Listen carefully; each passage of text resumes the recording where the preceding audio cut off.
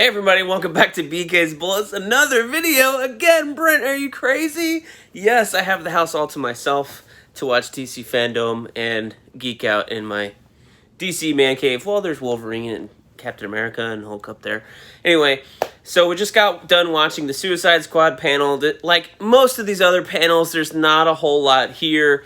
You're really like watching 10 or 20 minutes until you can get to this final trailer or sneak peek or whatever, and this panel delivered. The Wonder Woman panel was kind of so-so, but this one actually delivered. We found out who everybody is playing. Some characters I, a big DC fan, have never even heard of. Bloodsport? I don't know who Bloodsport is, but I'm glad Idris Elba is playing him. Peacemaker, I know who he is, but I don't think I've ever read a comic that has Peacemaker in it. That's John Cena here. You have Mongal, which I think in the comics is Mongol. Like Mongol the villain has himself, and then later on he had kids, and one of his kids went by Mongol, and that was the boy. And then there was a female Mongol, and I believe she was also a Mongol. Maybe she's Mongal. I don't know. But it's fun that we're getting like a Mongol type character in a movie, much less one that's not all CGI. They showed the actress and she's like doing, showing off her arms and her muscles and stuff, and they're just painting her orange and just going for it, which is what I love about James Gunn's approach to these comic book movies, is that it's like, let's just go for it. You got Drax, Dave Bautista in the Guardians movies, and he's got all of his tattoos and stuff, and it's like, let's just go for it. Let's just go for it. Got King Shark, the on-screen King Shark. They don't do him. He's going to be a CGI character.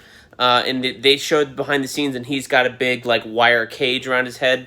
The only bummer is that they have him doing all the mocap and stuff on set, but they called him the on-set King Shark.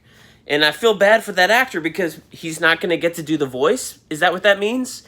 They have Sean Gunn playing Weasel, and obviously he's going to be, I don't know if he's going to be a CGI character. That would be my presumption, because that's James Gunn's brother, and he does all of the mocap and stuff for Rocket Raccoon, while Bradley Cooper does the voice in the Marvel movies. But it's just a little bummer. It's like, hey, you got a cage on your head. Let the guy be the voice. He was on set the whole time. But, who knows. But I thought that panel was a whole lot of fun. There's some weird trivia stuff like most of it, but the clip reel they showed of whom everybody is playing, they showed, what they looked like in costume, along with like a big logo behind them. James Gunn's already like tweeted this on Twitter, so you can go watch it there if you missed it on the panel. So it lives on the internet for there. I don't know if they're going to post the behind the scenes reel right away. I'm sure you could probably go find it. But that made it look like it's basically like an EPK.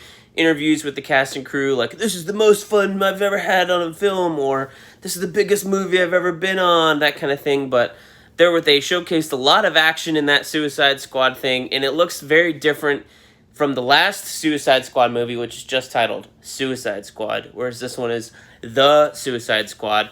They didn't make it clear if this was like a total rehash or a reboot, but we'll see, I guess, when the movie comes out. There's a lot of returning characters. Viola Davis is returning as Amanda Waller. Joel Kinnaman's returning as Rick Flag. You have Harley Quinn returning with Margot Robbie. Fan favorite, of course. Captain Boomerang. Jai Courtney is returning. So a lot of returning actors returning with their characters, along with all these other brand new characters. You have Ratcatcher 2, which I thought was weird. They're not just calling this character Ratcatcher. It's Ratcatcher 2, so they're acknowledging that this is the second one in this universe. Javelin, I don't know if I've ever heard of that villain. That's Flula Borg.